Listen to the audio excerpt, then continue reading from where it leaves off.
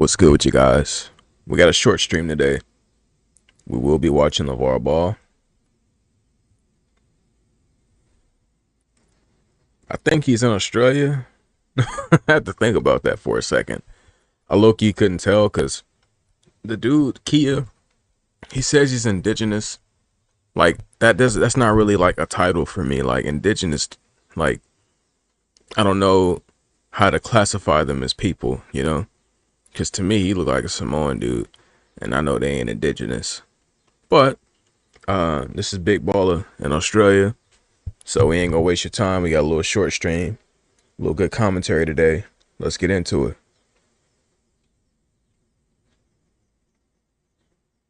The Kaya Podcast would like to thank our major sponsor for this episode, the Institute of Indigenous Wellbeing in Sport, a non-for-profit based in Perth delivering cultural connection programs as a catalyst to improve social and emotional wellbeing in First Nations people.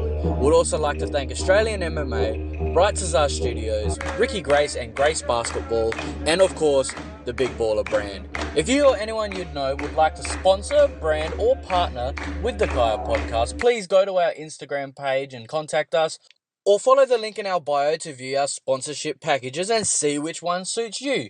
Enjoy. Kaya Wanju, hello and welcome to the Kaya Podcast Show. As always, I'm your host, Izzy, and it is a pleasure to be presenting this show today because I've been getting messages. I've been saying, oh, look, we are the biggest podcast out there, especially here on the West. We want to be the biggest. We want to be the best. And everyone I've spoke to, well, you need a big guest. You need someone big in. And we was like, all right, let's start putting the field out. Let's start putting the bait in the ocean and see what is the big guest that we can find. And we went whale searching and we found Moby Bloody Dick of the biggest guest here. And it is an honor to be sitting here in front of you. The guest we have on today is a media sensation. He turns a press conference into primetime media. He goes toe-to-toe with some of the best sports analytics, some of the best speakers in this world, and he holds his own in every single conversation that he has. He's been a pro athlete, a pro coach. He's even been on a WWE center stage as a wrestler. He's taken the audience by storm with his lip sync skills. He's a masterful businessman, a master at his marketing, a CEO of Big Baller brand, none other than the one, the only LaVar Ball. Welcome to the Kaya Podcast, Thank you, man. I appreciate you guys for having me, man. Hey, it's Much wonderful love. to have you here, man. Yes. So, you know, people say you either love him or you hate that you love him.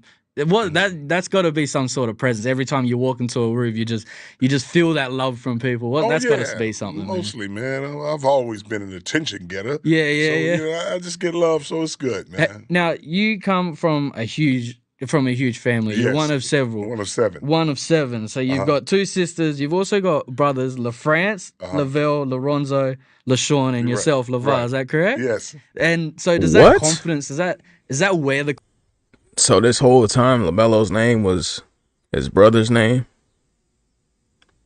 I didn't know.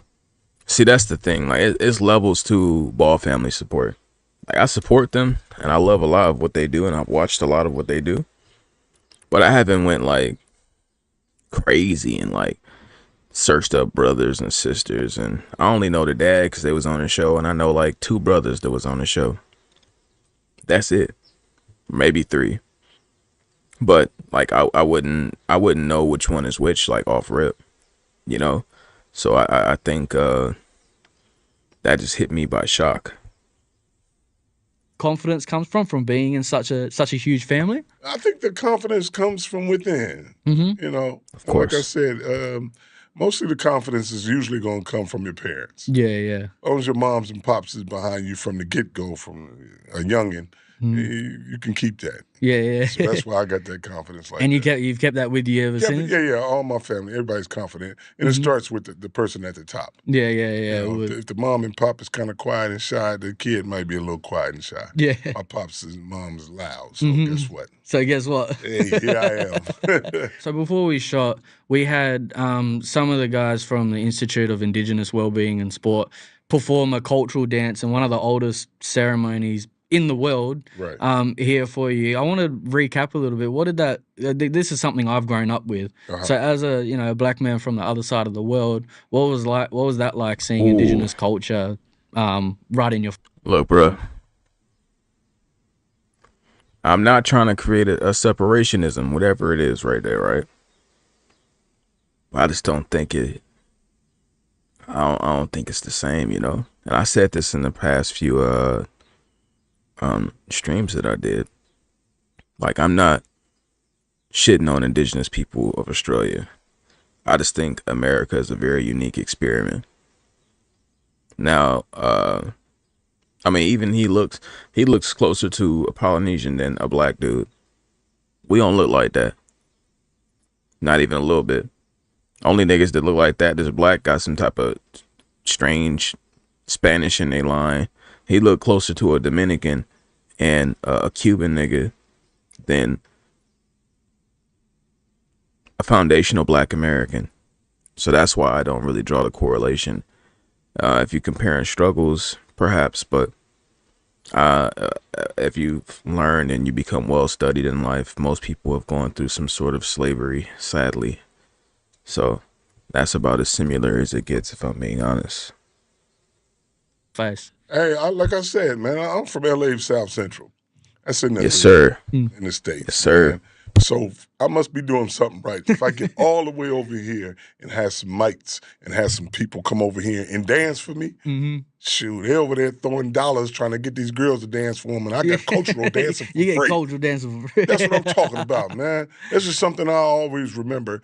A kid from South Central LA getting a cultural dance done for him. I don't think anybody from Ice Cube to Snoop Dogg can have nobody say that. Yeah. So that wasn't on your bucket list growing up in South Central? Like, No, that's why it's so amazing. That wasn't even in my thought process. So for something like that to happen, like I tell everybody every time I travel, they say, how do you like this town? How do you like this city? I say they're all the same to me. What makes me go, I'm a people person. So when I meet a lot of people, that's what I love. So wherever I go, if I meet somebody, that's a beautiful. Let me extrapolate just from my limited time traveling. If you are yourself, it's hard not to see most of the world as the same. If you just be you, you communicate the same, your mannerisms are the same, you are just who you are, you should have no issues. And I definitely encourage my guys out here, if you want to go out, abroad, don't put on some fake version of yourself. Don't become a weasel. And that's a dude that literally caves all his morals and all of who he is to impress a foreigner for some reason, you know. What's good, rap guy? Appreciate you coming through. But all I'm trying to say is, like, it's like the black dudes that get with a Japanese girl and this nigga's wearing kimonos and shit. Like, nigga, slap the glasses off that nigga. Beautiful thing for me. It is beautiful. And you're definitely someone who Be gets a lot you. of love wherever you go, aren't you? Most definitely. Now you're not. Australia is not shy to you. Obviously, you had LaMelo play at Illawarra Hawks, and I saw there was a little bit about you kind of got him to push to go to Lithuania, and that was kind of this is your you taking command. Like, this is going to be good for you. I need you to do this.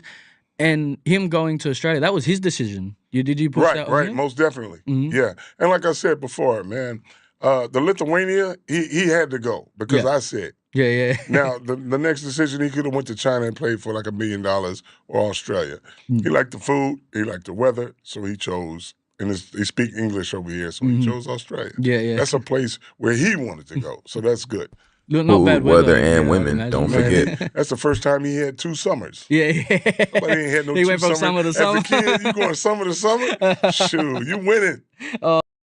You are not winning if you don't like summer. I'm only pausing there to say, I've always theorized, and I talk to people like my friends. Like, I would say, if I had leisure bread, I would never experience summer, only briefly. You know, if I seen a forecast of 100 for a week or two, I'm gone. I would be abroad. But if I had it my ideal way, nigga, I'd be in New Zealand for the late half of the year up until around December, and I'd be in the U.S. For the first half of the year. Even though this year was kind of stupid, we had a few days close to 100. Niggas had me fucked up. Oh no. I want to take you back. So, 27 when you had your first child. What was that like? Was it like you're going to the league straight away? Because yourself, although basketball has been the 27. biggest brand, basketball wasn't your first sport. Is that correct? You No, were football. I You were play all track. sports. Yeah. I did track. Hold on, bro. Let me make sure Look, I like to be well studied. Let me type this in. LaVar Ball, age. He's 58 years old. Lonzo Ball, age. 28. That's a 30-year age gap. I was trying to figure out where he got 27 from. Unless there's a child I don't know about. I never, like, cause I've been studying this, cause I was 28. I was like, damn, I ain't got no kids. I was 29, saying, damn, I ain't got no kids. So I was like, damn, if LaVar Ball could do it, I guess I could do it at this late age. That was my form of inspiration. So 27 is kind of crazy. I don't know where you got that from. Baseball, football, we played all the sports. Yeah. So it wasn't a big thing. And like I said, when my boys was born, before they was born, I knew they was going to the league. So Yeah. For me picking my wife to. Was it written in the wall? The writings on the wall? It ain't got to be on the wall. It's up in the big baller's mind frame. Shoot, it's better than the wall. Yeah. So how'd you manage that? If that's always the end goal of you're going to the league. It was easy. Like I said, man.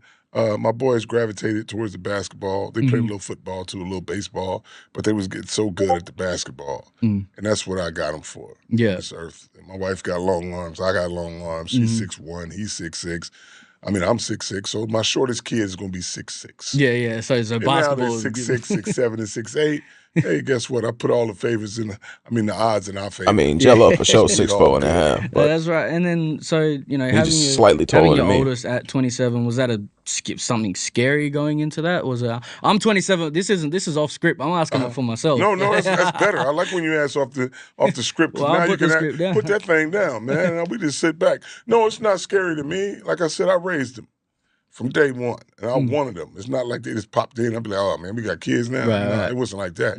I had these boys, and I watched them grow up, and it's a beautiful thing. So the ages that they are now, they ain't changed. They're still doing the same. Yeah, still doing the same. They get to do something, making money, and doing something that you love. That's the best thing. That would be great. And you see how proud you are of them, but you're not proud of what they've achieved or who they've become.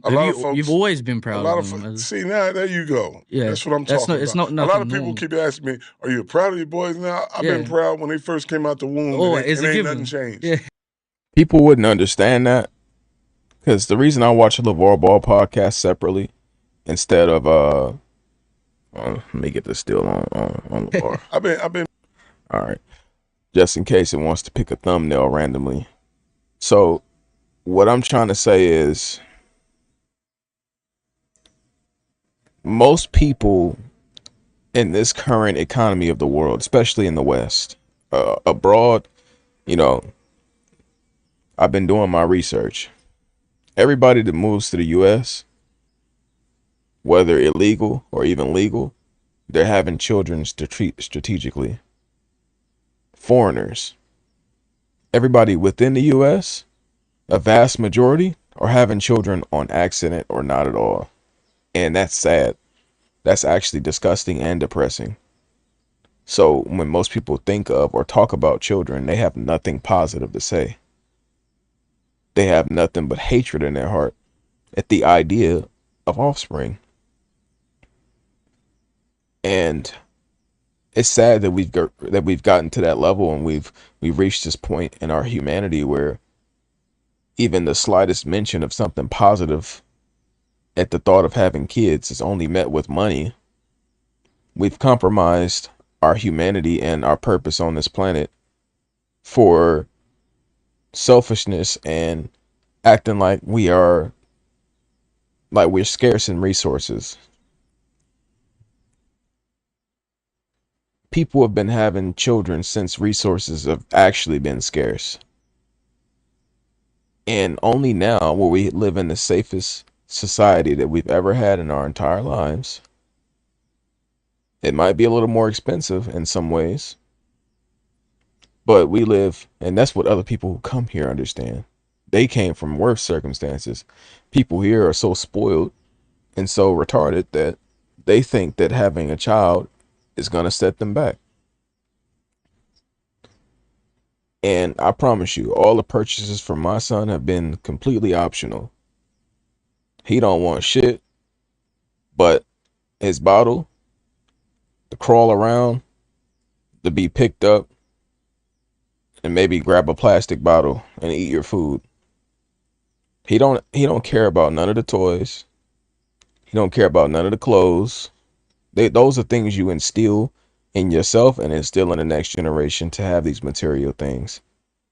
Now, he's not moving around like a cave baby, but what I'm saying is to think that you got to splurge and go broke behind a child is stupid. You are a parent. If you've instilled a lust for materialistic things in your child, you've already fucked up. Because now you're gonna hear the daddy or mommy, please, can I have this when you go out everywhere, and you gonna fold. I promise you, by the time my son is able to speak, he won't have a value for any of that thing, any of that shit, or none of those things. He's not my parent. I'm his parent. What he is going to become is what I instill. And it's not so I don't have to buy him anything or nothing like that. It's that he has a connection to our reality, a connection to humanity, person to person contact. He won't need something extra just to be able to interact with people. And that's how human beings used to be. That shit wasn't mandatory 100 years ago, not even 40 or 50. That shit just started becoming mandatory about 20 to 30 years ago. And I'll let you know that people have devolved and not evolved. I'm just paying attention to what worked. I still got my grandparents. You can ask them questions. You know what I'm saying? And then you pass it down. So, with that being said, people like LaVar Ball, they can't understand him because he didn't have his children on accident. They can't understand what it means to be proud of your children since they came out the womb. Nigga, he did it on purpose. He timed the ovulation window. You know what I'm saying? I don't know if he did. I don't know if people of the old generation was on that type timing. But if you a man and you've timed the ovulation window and you got it popping and you can remember that moment, you know what day your son or daughter was conceived. That means that you had purpose with it. Because I can remember. He wasn't an accident. I would, oh shit, I got a baby now. That's how most people are. And that's why they don't love.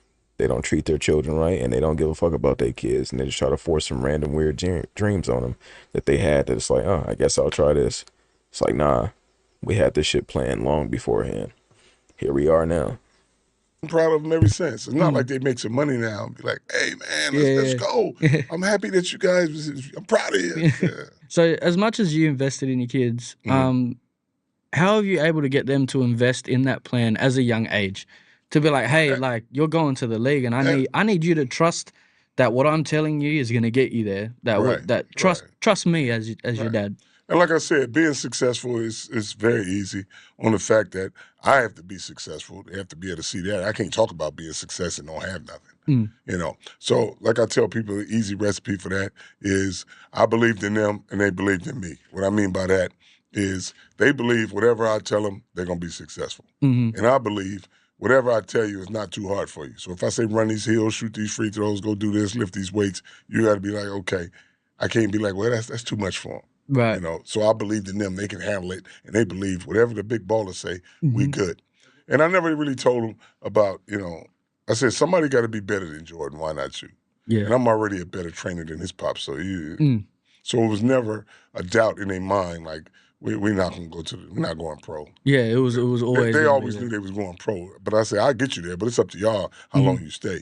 Well, that's the thing is, so many people are drafted into the NBA. So many people aspire to make it there. Right. So very few can stay there and then compete at the level and compete.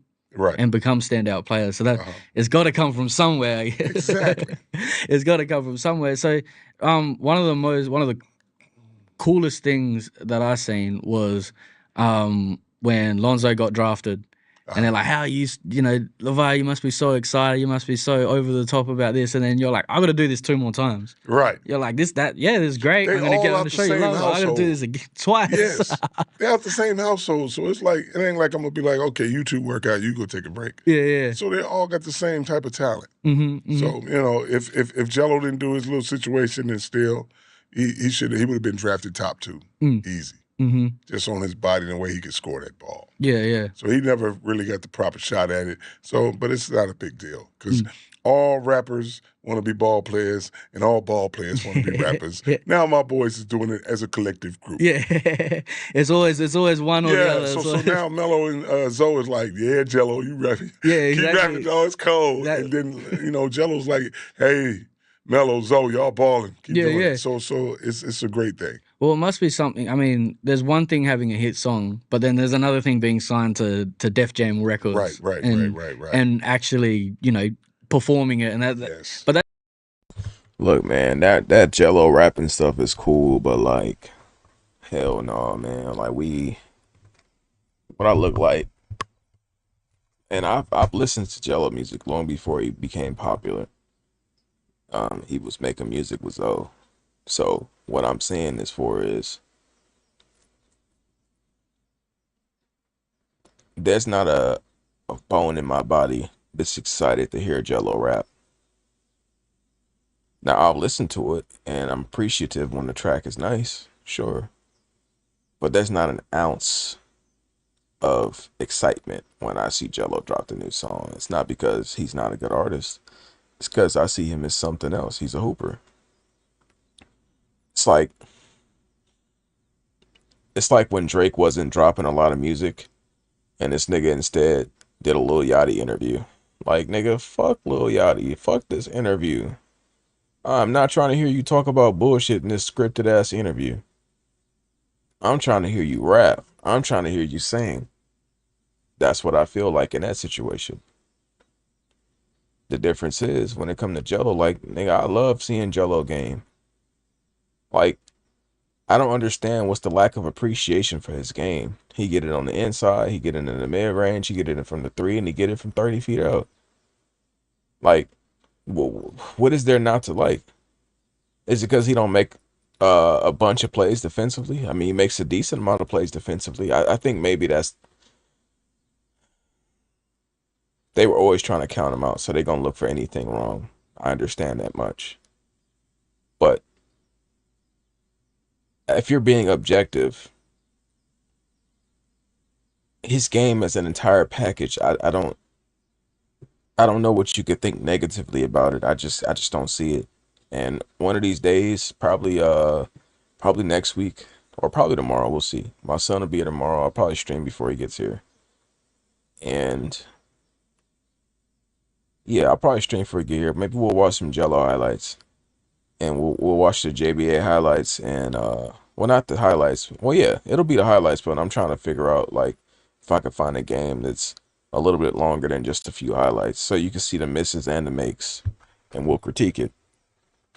That's something that I've seen in interviews where the boys was like, "Oh, he's always been. This is nothing new to us." Yeah. It's man, y'all gonna be successful. But you look at it, the dynamics of it, man. It's like Jello is he can rap, he can do his thing, man, and everybody be thinking like, oh, with the name LiAngelo Ball, coming from the Ball family, he got a big name. He's been to 18 different countries. Okay, wow. He's a light-skinned brother you can have in there that's rapping. So you don't need Drake no more. Yeah. You can use the new LiAngelo Ball. And it's not like his name is Mike Smith and nobody don't know who he is. Right. So that's why your first performance can be, instead of 70 people, 70,000. So a lot of folks are like, wow. But he just like I am with catchy phrases like "stay in your lane" and then speaking into existence. He good at making those hooks. With no problem. Them jingles, he gonna make you dance. So it just went off straight away. It went off viral straight away, and you know, to hear it coming all the way here to the other side of the world, and then we're singing it to the top of our lungs. Remember when it came out? I went to training, and then everyone at training is like just going off their head about. Man, come on, Everyone started swerving. Do some crazy things. And you know what's really funny is he looks at me now and be like, "Dang, Dad, you always right, man." I said, "Yeah," because I told him this. I said, "You know what? I think you'll make more money than your brothers, but off the court." Yeah. And now he looking at it. And there you go. You don't lie, do you? Because it's like this. Even if people look at it, as Jello's career gets big, he got one of the best contracts ever for this hip hop thing, which is he owns his rights to all his music. So you can start doing tours overseas on the fact that you've been overseas. You can't be from Atlanta and have a name and then be like, you know what? We're going to go to Australia and have a concert. Ain't nobody coming. I don't know who you are. But Jello, they already lining up stuff for him to do around the world. Do you think that was because of the brand that you built, the Big Baller brand? Well, yeah, that's a huge thing. Like I said, through Facebook, you know, that's like a 2-year commercial. So you get to know the whole Ball family. Yeah. So the things we do, you can't take your eyes off of it. So it's good. And the things that you say when it's time to be in front of the camera, it's time to put on that voice and instill that confidence that the public is able to have within not only yourself, not only your boys, but in your brand. Was that always a marketing? Was that always a goal and a target to do, or was that something that was like, oh, I'm going to try and see if I can ruffle some feathers here? I'm not going to try nothing. I just do what I do. So what I'm saying I ain't never took a marketing or a business class. Yeah. And I'm real good at marketing something that I believe in and something that's mine. One of the best. So that's why everybody be like, man, you a genius on how you do this and this and that. I'll be like, yeah, it's mine, so I'm going to market it my way, and it's genuine. And like I said, the Triple B's is a family brand. So regardless of what the boys are doing with other brands, it's no big deal. They're never going to get away from this Big Baller brand on the fact that I made the brand for them. Yeah. We history makers on the fact that you got 90% of NFL, NBA is black, and we don't own anything. So you want something that you own. We're going to be the first ones to come in this NBA with our own brand. So you're not going to use my boys. I'm going to use my boys. They mine. So that's why everybody's like, oh, man, that's one of the reasons I'm here today. I'm not just here just because I'm LaVar Ball, the father.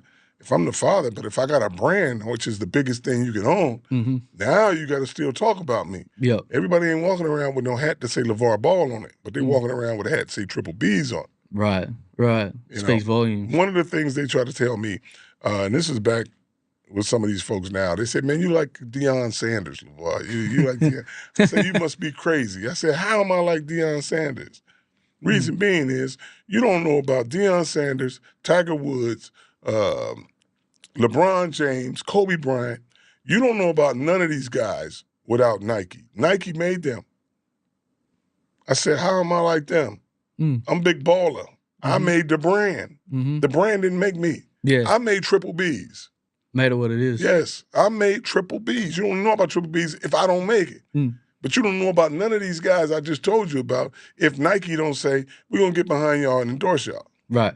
The Kaya Podcast would like to thank our major sponsor for this episode, the Institute of Indigenous Wellbeing and Sport, a non-for-profit based in Perth delivering cultural connection programs as a catalyst to improve social and emotional wellbeing in First Nations people. We'd also like to thank Australian MMA, Bright Cesar Studios, Ricky Grace and Grace Basketball, and of course, the Big Baller brand. If you or anyone you'd know would like to sponsor, brand, or partner with the Kaya Podcast, please go to our Instagram page and contact us, or follow the link in our bio to view our sponsorship packages and see which one suits you.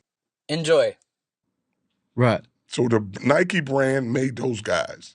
I made the brand. And then you telling me I'm like them? You got to be crazy. You got a different. Yes, way different. and is that way of thinking of finding that extra little bit of piece that you own, that's something. No, that's was that the plan going in? That's just me, of course. Yeah. Ownership is everything. You can own something, man. You winning and grinning. A lot of times, especially when you have a black brand and it goes pretty successful, what they do is give you a few $100 million for it, sell it, and put it on the shelf. Mm-hmm. If somebody came up to me right now and said, hey, Big Baller, we give you $2 billion for the Triple Bs, I would be like, nah, I'm cool. Yeah. Reason being, Well, I'd it's just be priceless. another brother with $2 billion and it goes down from there. I'm going to be good. My boy's going to be good. Their kid's going to be good. But the other one's got to work after that. Yeah, yeah. I'm not having that. How about I keep my company and make $2 billion one year, $4 billion next year, $8 billion, and keep going up and still have my company. Mm. You know, a lot of people talk about, LaVar, what's the end game? And I keep telling them, I don't have an end game. Why would I end something I created? Mm. So now, if you got all this money, it's going to go down, but you got to invest in something else that's not yours. Mm-hmm. This is my brand right here. I created this thing, and people can still get it twisted a little bit, thinking, well, the boys, they're not wearing Triple B, or where they at? It's Triple Bs. It's like they're going to be part of this because it's a family brand forever. Right, But the only way Triple Bs stop is if I stop. Mm. Well, then, are they going to carry that brand on? Like they are the brand as well. The Ball family is the brand. I made the brand because of them. Yeah. Like I said, whether they wearing it or not, it's always going to be family. So they're always going to be affiliated with the Triple Bs. Mm. And when I'm dead and gone, all this goes to them. Yeah. They can do what they want after that. Yeah. Yeah. Well, then you need to get LaMelo out of them Pumas, man. Man, who are you telling? Them raggedy ass shoes killing it. Humor. I forgot they say that across the waters. I wanted to say real quick, I wish they would be a little bit more transparent about how they felt about it. Or what they optimistically think can happen in the future. And I'm talking about Zoe, Jello, and Mello. Because as long as they refuse to put it front street, this is what I'm getting at. Zoe started wearing BBB again as of recently, as far as like really endorsing it, and he's saying, "Oh, I got on these BBB shoes and that, or the sandals," and he's pushing it more so now. It was about a good 6 years where it was radio silence from him, and it's been radio silence from LaMelo, and he thinks that the best way that he can show that he's still loyal is by having his own brand, and all that's cool, but regardless of what happened, this, as he said, this is for y'all. Like, when you're dead and gone, this will be your brand.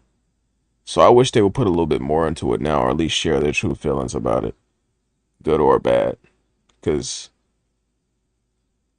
we know it's a hit out on the brand. We got retarded niggas. We got a lot of Mexican haters that just hate niggas, hate LaVar Ball, hate black people who comment under every LaVar Ball post.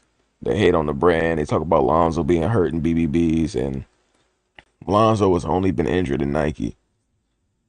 He hasn't been hurt in BBB. Now, he said he busted through the shoes and they weren't ready to be played in. That's understandable. He didn't get hurt, though. Each time he was carried off the court was in Nikes. And, I mean, it's a shoe, man. Like Shaq said, I could tell you the place that makes all these shoes, it's in China. It's all the same. That fucking logo means nothing. People are brainwashed by a fucking brand. It's all about who you want to support. You can't say these shoes are shitty because they not made by this and that. Like, Nike is in the same warehouse as all these shoes you call trash. All right, bro, we ain't gonna get into it too much. We just know that we under PSYOP right now, and most people keep it going because they have no intelligence. Yeah, That's why. You see, Rap God said, Simpson feminists hate no BBB. I mean, that's one way to put it. We ain't gonna get into that yet. We'll talk about that sooner than later, though. Try to tell them no. I'm like, man, they thinking that, they saying, wow, we made this. I said, who stays with Puma? Yeah. And at some point when things line up, he got to get back on this side. You got to get out of there. Yes, it's not a sprain your ankle basketball shoe. prone. You sprain your ankle every time you change direction. Man, come on. Come on. And here's the weird thing about it. One of my guys who's a shoe guy, he's a shoe guy. He cut the shoe, he got the shoe, and he's telling me about the early Pumas, and he's like, yeah, LaVar. I said, Melo said they're cushiony. He said, let me tell you something, Big Baller, they too cushiony. I said, what are you talking about? He said, these shoes right here break bones. Yeah. He said, they're too soft. They moving like that. They're going to break your bones, man. And then 2 months before he had his first injury and broke his ankle, my buddy looked at me like, I told you. Yep. And I was like, wow. 2 months in advance. It's great. And the way he broke it, he stepped, and I was like, oh, man. But they never fixing the shoe because it's rounded on the side. Yeah. So they need a piece that comes out like this to stop it from doing like that. So when you stop and plant, it don't roll. Yeah. If it's rounded on the end, it's going to roll. So what they doing now is all you're doing is coming out. Melo the only one with 27,000 color waves. Yeah. They're not fixing the shoe. So they're trying to fool all these people with the colors of the shoe. And say, oh, Melo, this is your thing right here, these colors, man. Yeah, he like the colors, and you say it's one of the top shoes. No, the only people winning in this game is the shareholders. Yeah. Because they already paid Melo the little money they're going to play him.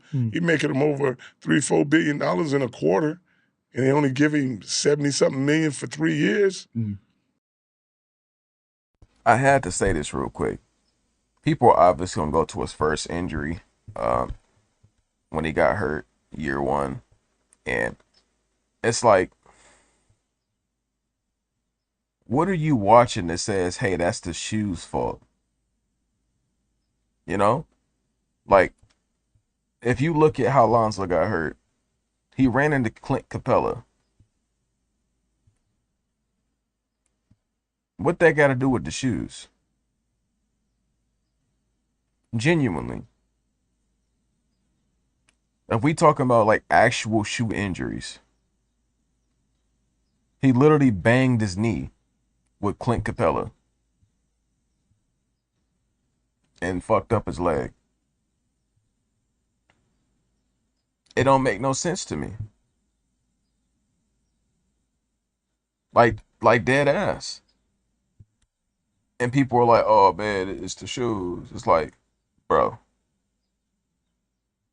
If you go to year 2, when Lonzo Ball had the anchor arms, that nigga was actually getting buff on us for whatever reason. But year 2 in the Lakers, when Bron was there, was he wearing ZO2s? Sure. Guess what? Did you pay attention to the injury and how? No. They didn't. The usual. And that's what I hate. Like, bro, these niggas are so fake. So weird.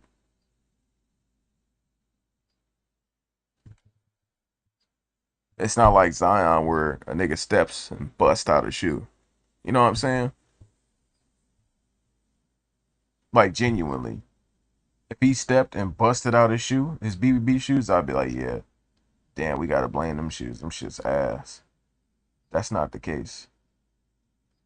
He said Nike is in the same warehouse where there's actual bondage in China. Zion got hurt in the Nike. Of course. Most of our top players have gone down in Nike. It's because it's a shoe. You think the logo changed the injury? No. It's just a fucking shoe. That's nothing. Because this plan was supposed to go another way, but his representation is so raggedy around him, they'll take any deal to come to the table if they can get $1 million or $2 million off of that.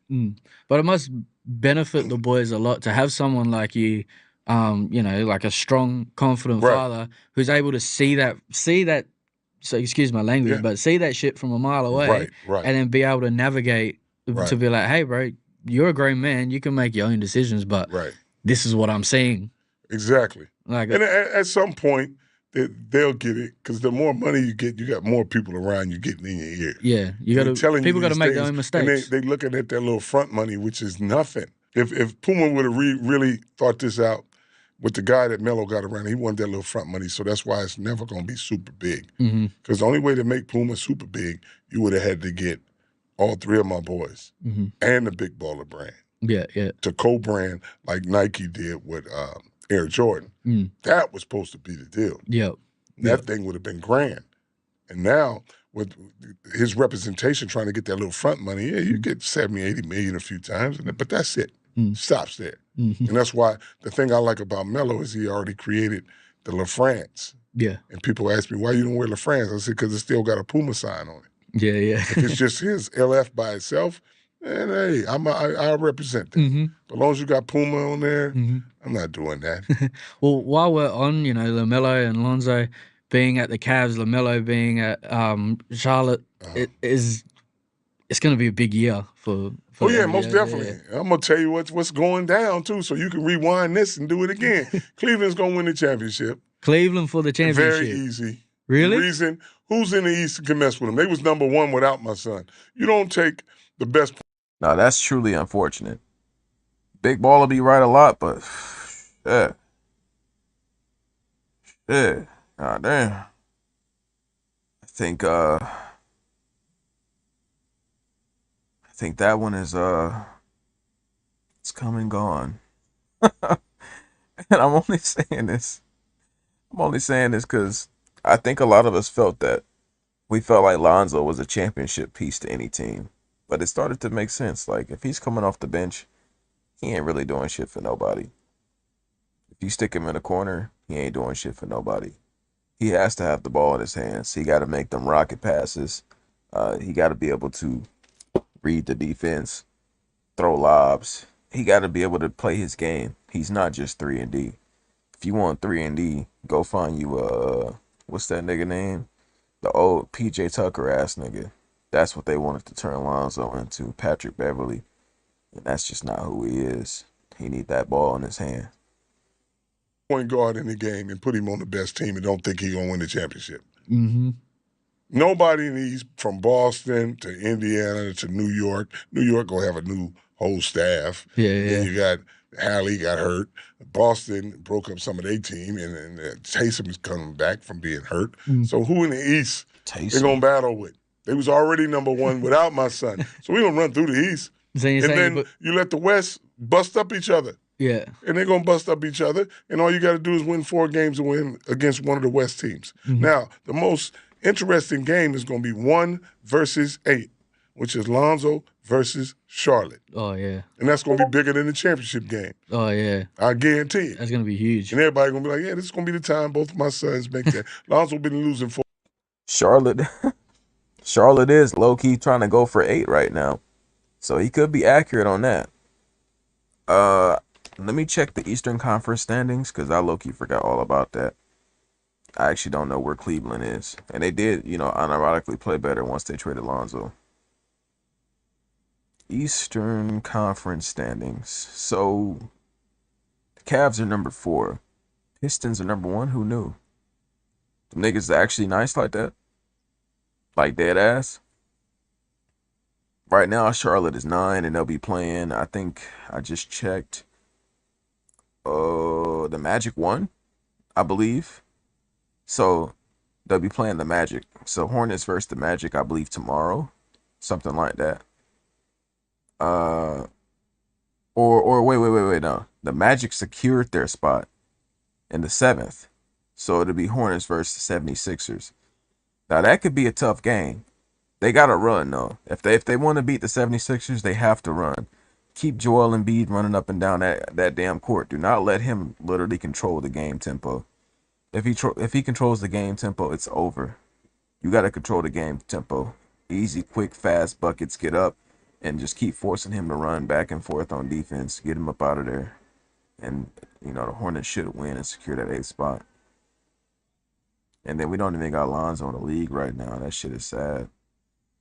For a lot of years. Yeah. So it's time for him. He's in a good spot right now. So I hope he do his thing and do it. People say championship or bust, and I tell them, no, it ain't. It's straight championship. How could you not? That boy going to be winning and grinning because he's at the last half of his career. That's going into his 9th year. So you maybe have 7 or 8 more years. Yeah. And out of those 7 or 8 more years, you get a taste of that winning, it's going to be hard to get him off that pedestal. Now you can get you 5 or 6 championships out of a year before you shut it down. Oh, yeah. And by that time, Melo done say, you know what, I had enough of this. Let me start winning. Yeah, exactly. And then Lonzo bows, and it's good like that. So family dinners must be just hectic. No, family dinners, no, I taught the boys to always be together, so it ain't no going back and forth like that. Yeah. And it's a family dinner.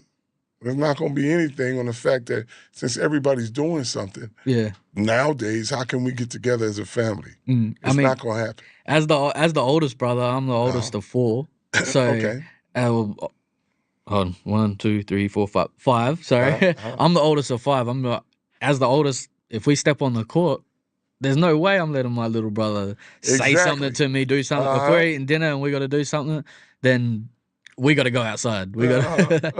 But no, they understand it. They talk, but they more together. Yeah, that's beautiful. So it's a little different. That's why some people always ask me. They say, "Man, they give you a little story." They always ask me which one is my favorite. And I'm like, "Well, you got to say they're all my favorites." And they was like, "Well, I don't know which one's the favorite." I said, "Lonzo was first." You know how easy it is to have 3 favorites when you had children on purpose? People they can't conceive that in their minds because they didn't have their kids on purpose. They just this nasty, buck wild motherfuckers that likes to have sex, and they happen to have made a child because of it. And that's, we got sick, disgusting people that live on the planet right now, and their children pay the price because of it. They don't get the proper love. They don't get the proper teachings, upbringings, because people are just addicted to busting. And that's sad. But, when you reach the LaVar Ball territory, you reach my territory where it was intentional. No matter how many children I have, they'll all be my favorite because they were all intentional. They don't have to be perfect. Them making it was enough for me. Simple. So that's why he's good up there. Jello, he built like me. I like the way he built. Melo's crazy like me. So we all got a little piece. But I said, man, usually the favorite in the family is the one who's most successful or make the most money. That usually be the favorite, who get the best gifts. Who gets the best gifts? They all the same. They all got their money, and it's like, I don't have that. I come from a family of 7, and I'm the favorite.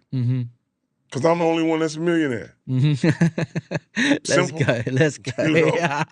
I love that answer. So we got a few rapid fire questions that the kids gave me while I was waiting. I was like, hey, something cool that we could do is quick answers off the cuff. Okay. So these are all from the kids. So bear with me here. How do you start your day off right? By using the restroom. By using the first thing? Hey. Hey, that's my nigga. Hold on, my nigga. My nigga.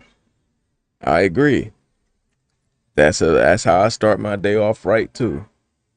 Niggas be like, "Oh, you always on the toilet." No, I just like to start my day off by getting all the toxicities out of my body. If you drank water, if you ate something with some fiber, bro, you got to use the bathroom. It's just what it is. Basic understanding. Got to start it off right. Shit, I'll be sleeping. I got to get up and go to the bathroom. you gotta do the contemplate. Like, all right, no, I ain't gonna get up now. I'm going straight to the bathroom. Straight to the bathroom. I used to contemplate. I used to be one of them niggas being like, man, it might be too cold, or I might be like too tired. Now, the way to beat that, unless you got like the runs and you got a shit, if you just got to pee or something, just do it with your eyes barely cracked. You know your house. Don't kick nothing. Don't fall over. Just do it with your eyes barely cracked. That's going to help you fall back asleep. If you wake up all the way, you're fucked. What's a talent of yours that no one knows about?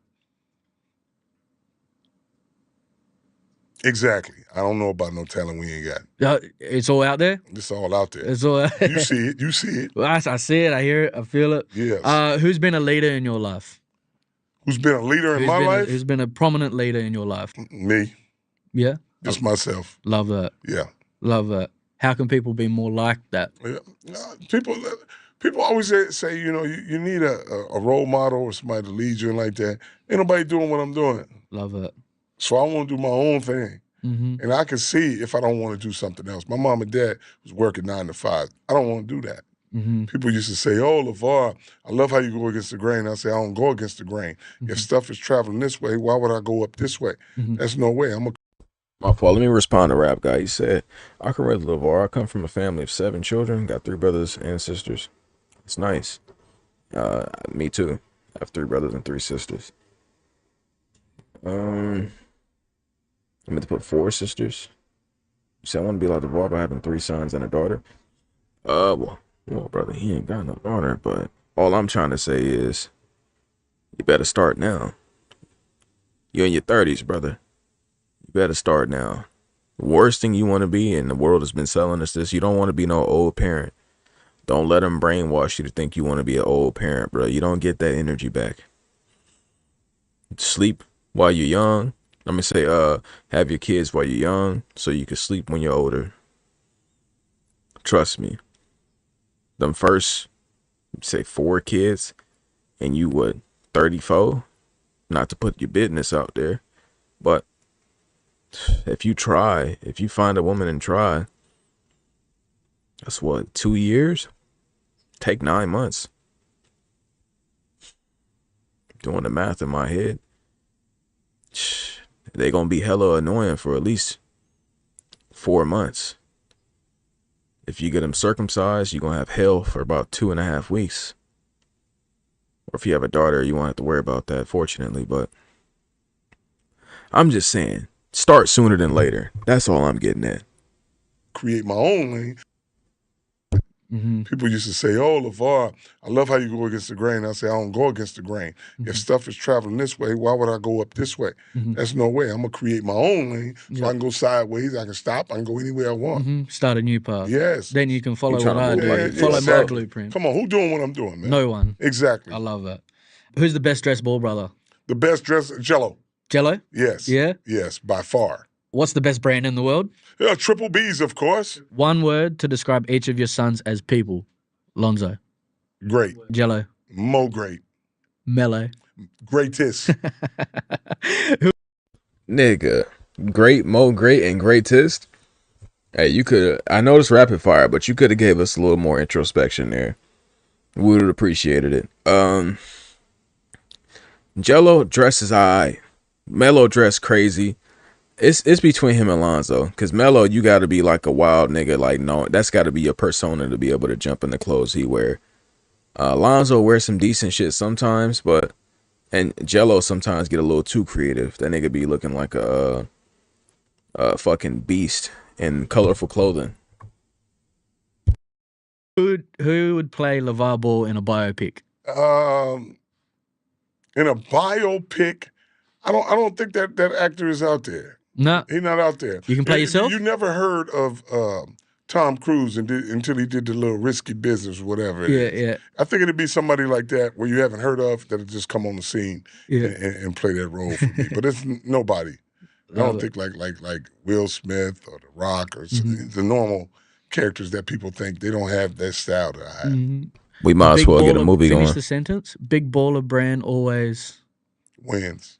As someone who is a black father, someone who's has ensured success amongst his boys and has got their belief in themselves to achieve these amazing goals, what's your advice for not necessarily black fathers out there, but people who are wanting to be good, solid role models and leaders to younger men? What's your advice for them? My advice to them is just show them love and consistency.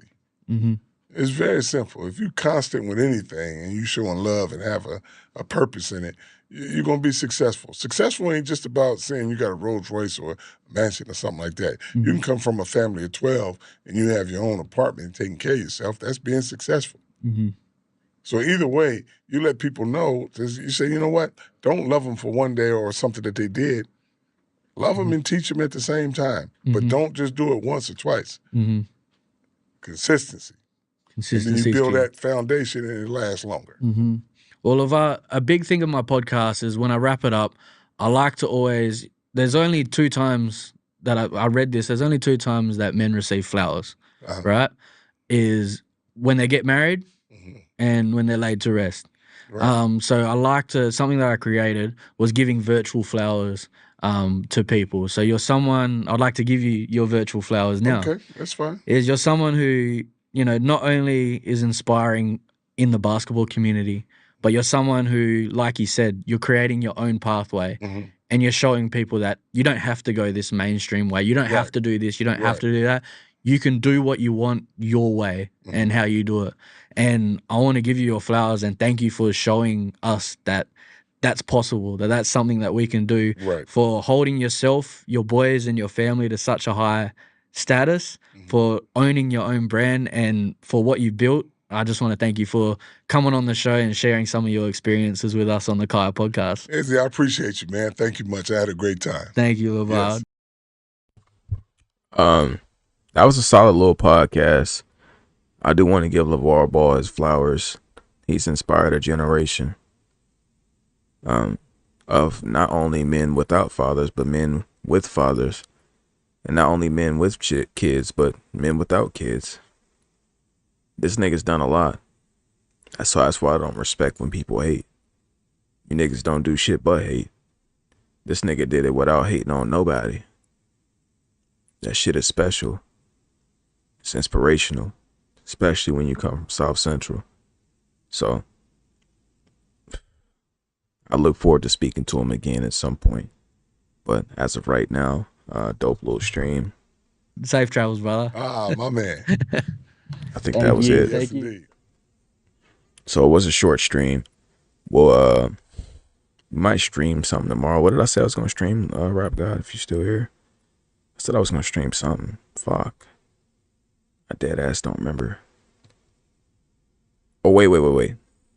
Hold on. It's there in my head. See, this is what happens when you do shit live. When you're trying to remember some shit and it just keeps flicking at the top of your fucking mind. It's like, that word, and then it vanishes before you can say it. Fuck.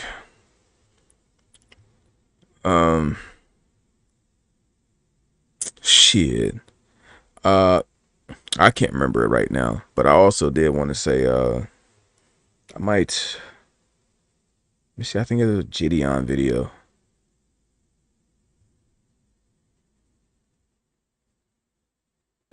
I feel like watching this real quick.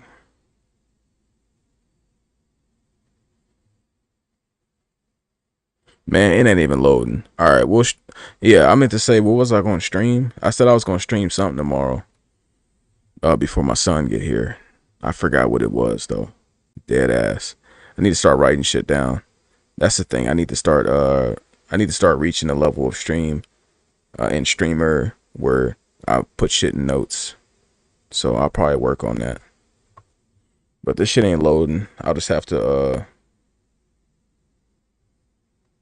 refresh it. Actually, nah. We finna get up out of here. I'll probably stream again because it's a short stream. We'll do some gaming though.